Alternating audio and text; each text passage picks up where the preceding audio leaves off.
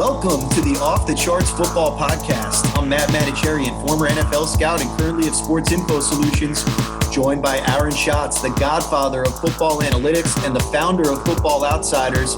And as always, we have our producer, Justin Stein, with us. On today's episode, we have Alex Vigderman and John Shirley, both of the SIS R&D team, to talk about dome field advantage.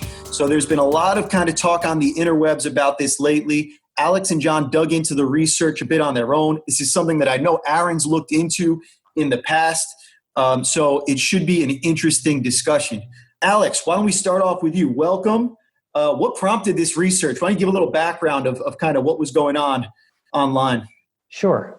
So as tends to be the case in 2020, there was just some Twitter scuttlebutt where basically Ben Baldwin had posted some quarterback efficiency leaders, and Michael Lopez of the NFL basically replied with this sort of monocle Monopoly Man emoji, and then listed off for each person on that list whether they played primarily in dome or outdoors. So the list went dome, mostly dome, outdoors, dome, retractable, and then the bottom of the list was all outdoor. And he basically, posited that there is some degree of indoor-outdoor effect on how efficient quarterback play is. And then he went into some other analysis as well, and other people sort of popped in on top of that. But that's sort of where this started. Cool. And then I thought in the article, just looking at it, I think you called what you and John did weather effects two ways, named after a famous dish, I believe. Yeah, it was a play off the cooking concept. When you did it, so basically you guys came in and you ran two different sorts of analyses. So Alex, I think it'd probably be better to start off with the way that you looked at it first. What was kind of that original look that you took? Sure. So I took it from more of the blunt instrument angle, where just comparing indoor and outdoor. So we took everybody first, just to make sure that there was an effect. We looked at indoor versus outdoor performance specifically. So we looked at all quarterbacks to start with, and you get like a couple of percentage point difference in completion percentage indoor versus outdoor. It's about 2.5%. And just to make sure that we didn't have any biases in terms of sample, we removed all the home teams, so we don't have the like Drew Brees type players biasing the sample. We checked for games in the winter or the late fall, in case the weather effect would theoretically be larger in that time. And basically, the effect is the same across the board. It's about 2 to 2.5%. So wait, hold on. If I can just cut you off for a second there. So you said you eliminated out kind of like the Drew Breeses playing a lot of their games at home. Obviously, that would affect the sample in a, you're going to have a whole different question really that you're answering than if you just took the road quarterback. So I see why you did it that way. But if you did just look at all the quarterbacks, is it change the effects at all that you found? No, it was essentially somewhere between like 2.3 and 2.6% regardless.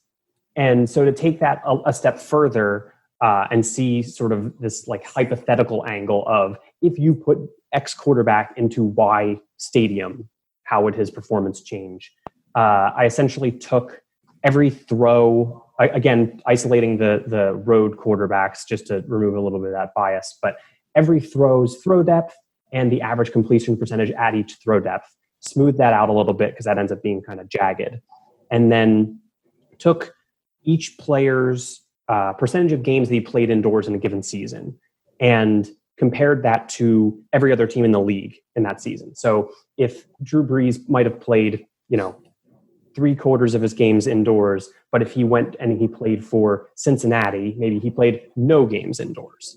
And so basically for each throw that he made, taking a weighted average of the expected completion percentage, where one half of the weighting is what's the expectation if he was indoors, and the other half is what's the expectation if he was outdoors, and just sort of weighting it based on that indoor-outdoor percentage over the course of the entire season.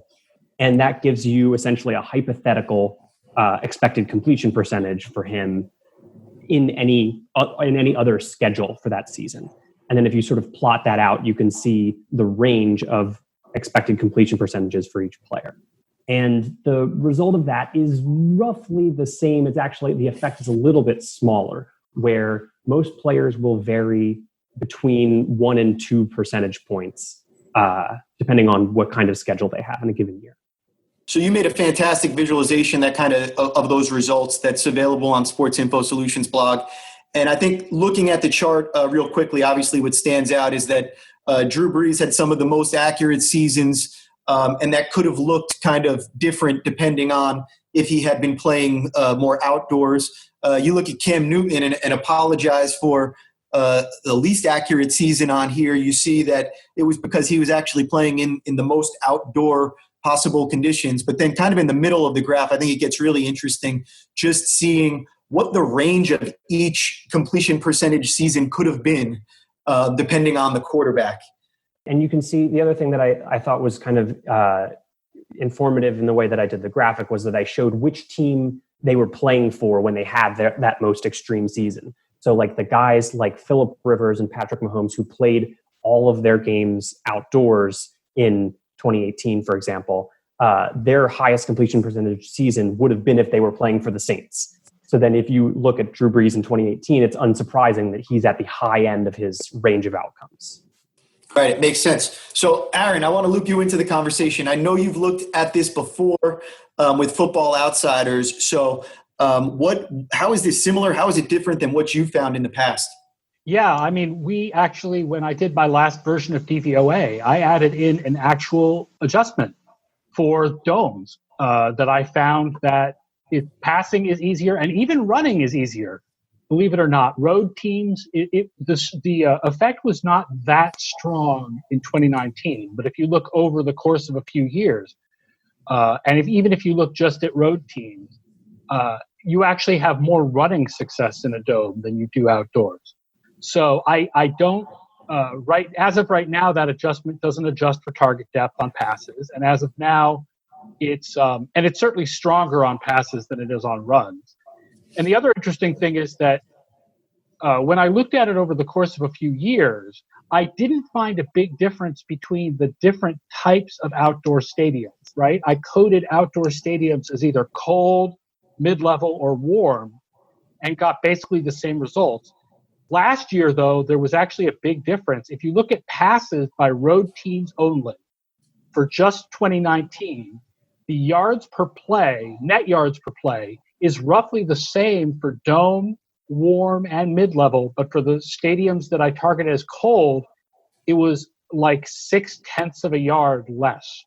Yeah, and I think that kind of ties into a point that Alex made and then some of the research that John did, which is, Alex, you mentioned specifically Phillip Rivers, Derek Carr, Ryan Tannehill. They've played a lot of outdoor games, but it hasn't been the same kind of outdoor games as Green Bay or New York or New England.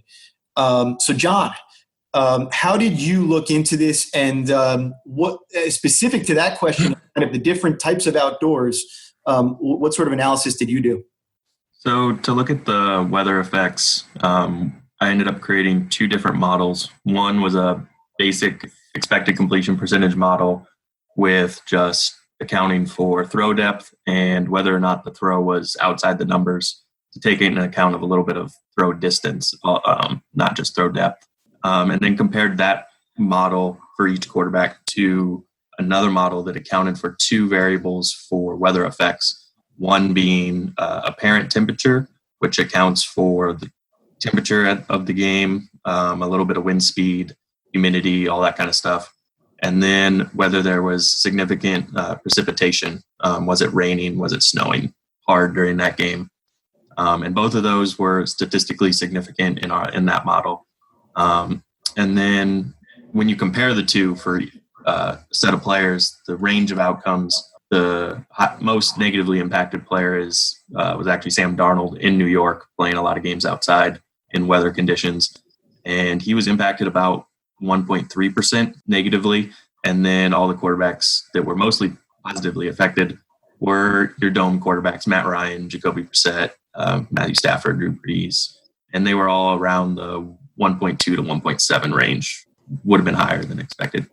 So your effect basically, as opposed to looking at just indoor, outdoor, you're splitting out the specific weather, and basically if it got really cold or if it started raining above a certain or snowing above a certain threshold, that's where you started to see the change in performance. And then just looking at that leaderboard that you were talking about, yeah, it's cold outdoor, usually Northeast, but also you get Aaron Rodgers, Russell Wilson, so North in general.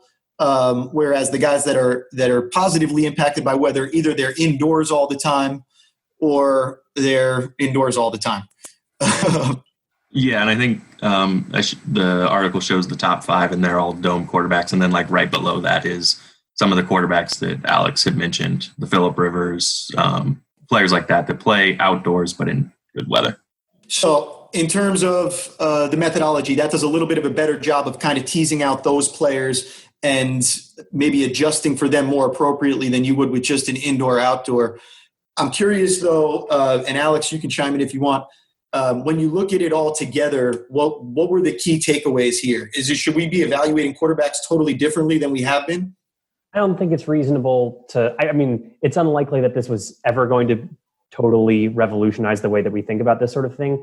But I do think that when people have conversations, especially this comes up a lot with like Hall of Fame or like greatest of all time, all those conversations of like Peyton Manning played in a dome his entire career except for the end there, and how that affects how we should think about his performances during certain seasons. And I think what this is showing us is that there is an effect, and it's pretty consistent. Like, we measured it a couple different ways and you come to basically the same conclusion regardless.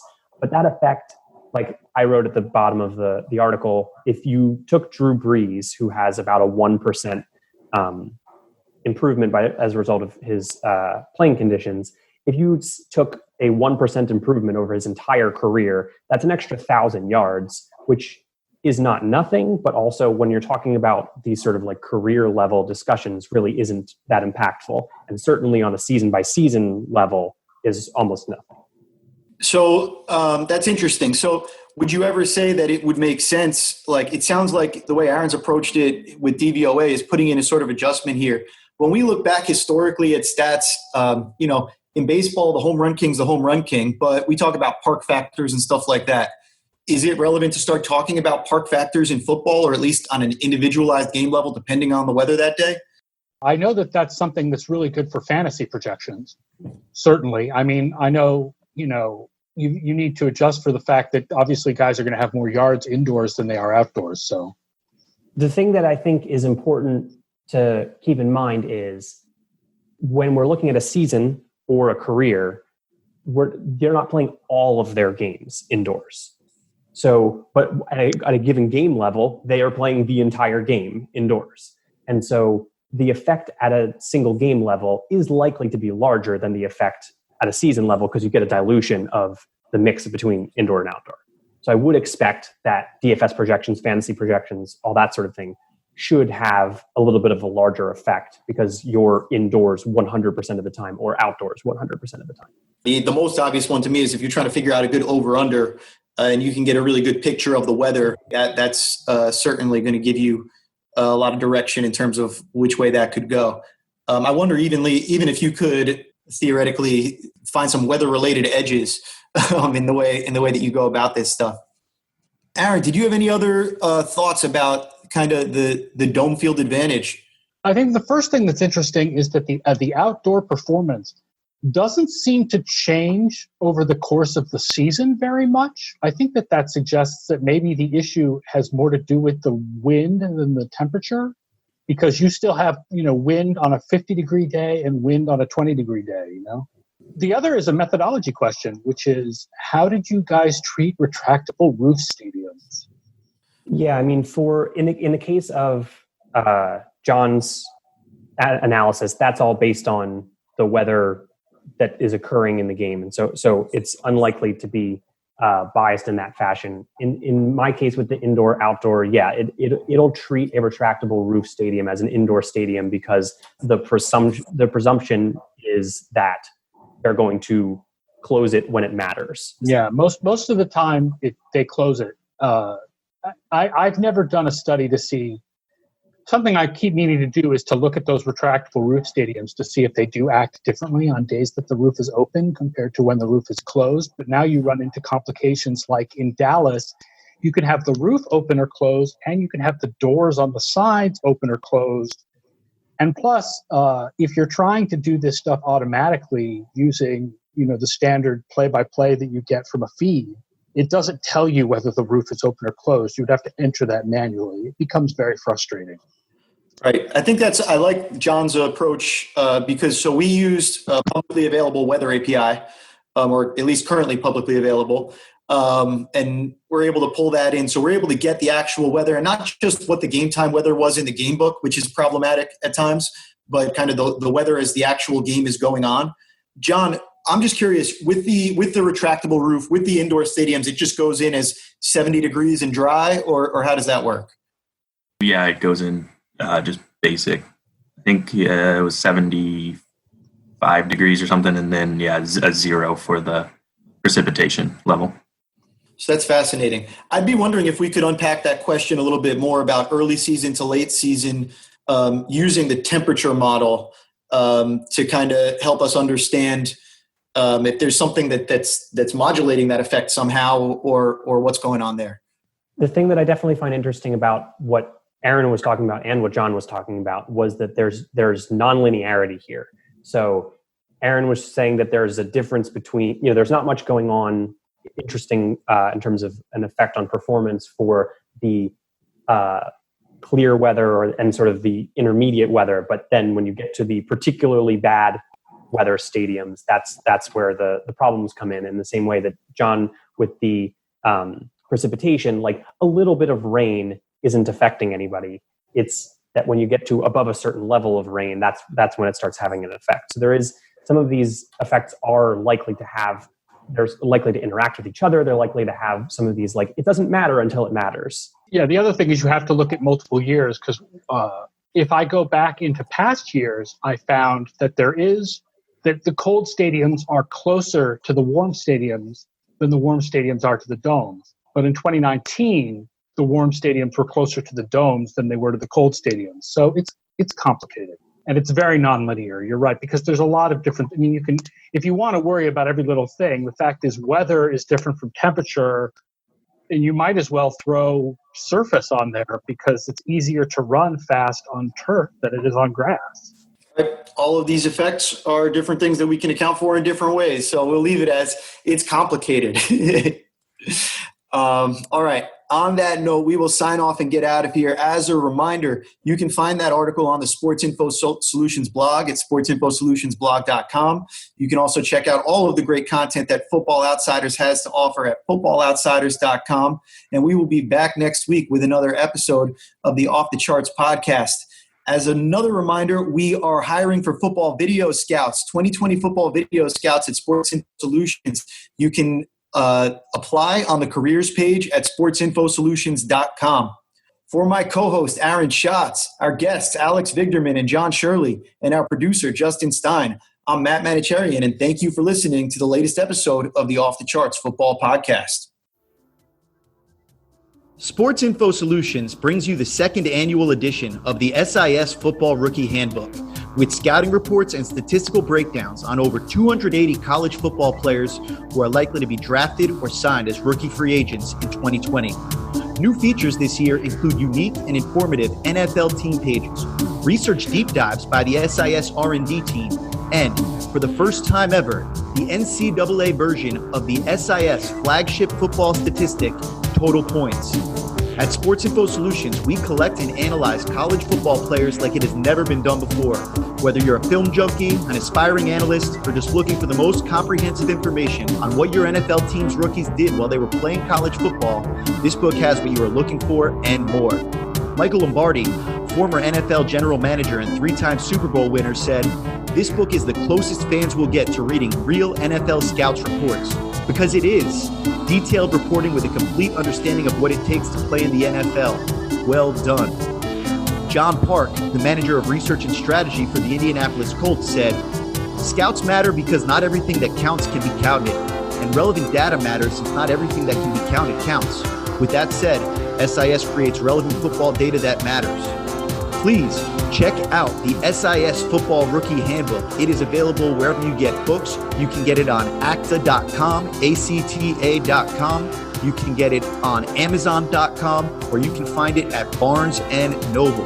That's the SIS Football Rookie Handbook, comprehensive scouting and analytics guide, all of the 2020 NFL draft prospects, brought to you by Sports Info Solutions.